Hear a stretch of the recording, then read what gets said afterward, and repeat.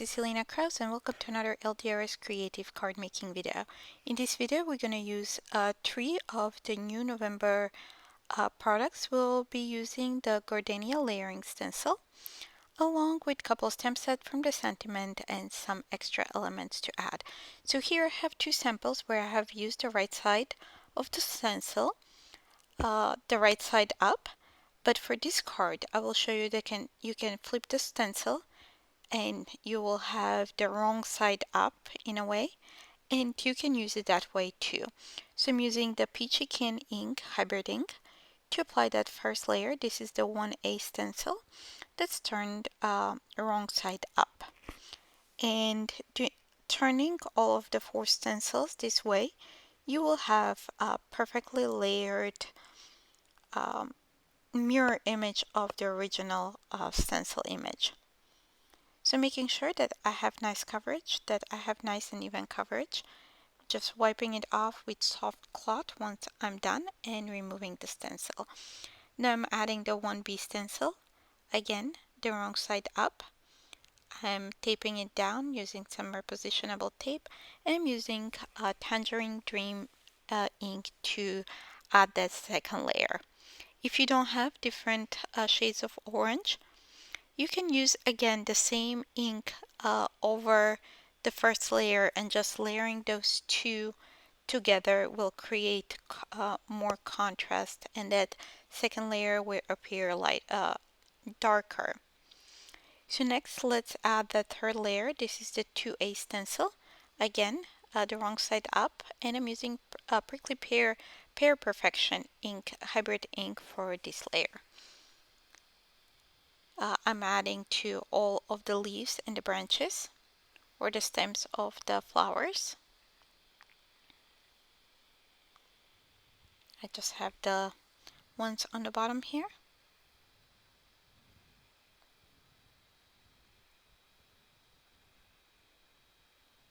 Just adding there too, to make sure that I have even coverage and all of the leaves and the stems are evenly colored, or I have evenly applied ink over them.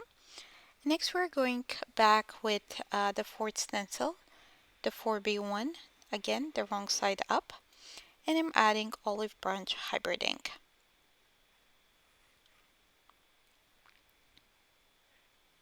Again, if you don't have 2 different shades of green or green that coordinate with each other, you can use the same single ink pad to add the second layer, and just layering it a few times over itself will create a contrast.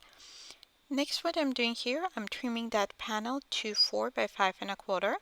I started with a piece of 5.5 by 8.5, so half size of an A4 or letter size a piece of white cardstock.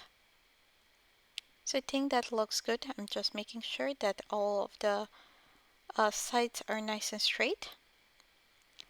And now it's time to stamp a sentiment. I'll be using the Thank You sentiment from the Thank You flowers. And then I will add some details using the solid floral layering stamp set, just little speckles to add a little bit more interest. So I'm using my stamp positioning tool here, and I will be stamping using the Raven hybrid ink. I'll stamp a couple times to make sure that I have nice and even coverage, and it's the black is nice and saturated black. Adding one more time. I think that looks good. Now I have a couple of the little stamps, those speckles from this floral solid layering stamp set. I'm just adding them randomly around the flowers and the leaves.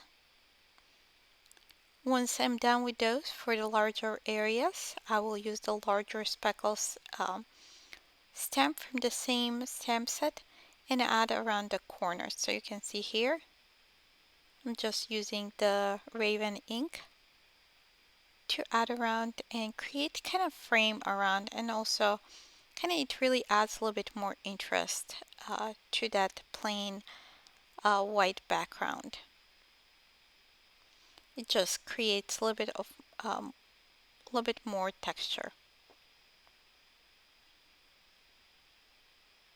I'm going back with the smaller stems, and I will add a little bit more details one more time.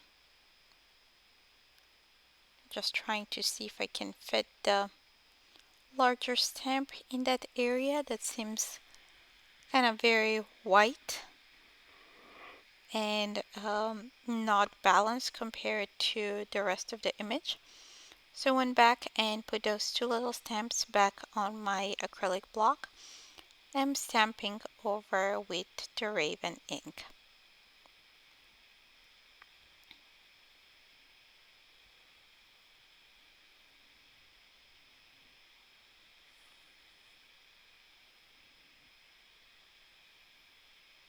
I'm adding a few more here and there. I think that looks pretty good. So now we are ready to finish our card by adding a piece of cardstock. Usually when I do white bases, the white panels, I add piece of another piece of white cardstock, like scrap cardstock, or like piece of packaging that you have cut down to size to create a little bit more sturdiness. And then on top of that, I add some foam tape, then I adhere it to my note card.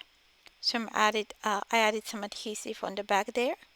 So this makes that panel a little bit sturdier and a little bit um, more resistant on all the pressure and all that the card goes through when it goes through the mail. So I'm just adding some foam tape on the back here. I'm going to add 4 strips because this foam tape I'm using right now, it's half an inch wide.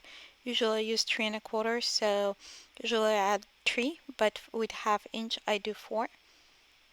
Just going to remove the backing and add it to my note card. I have here created a note card ahead of time. It's side folded, so I used 5.5 by 8.5 piece of cardstock, and I just scored at 4 1/4.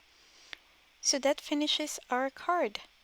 Thank you so much for stopping by and watching this video. Don't forget to visit our blog for more inspiration and more card ideas. Also, don't forget to subscribe to our YouTube channel so you're always notified for for all of the videos that we publish here. Thank you so much for watching and see you soon. Bye!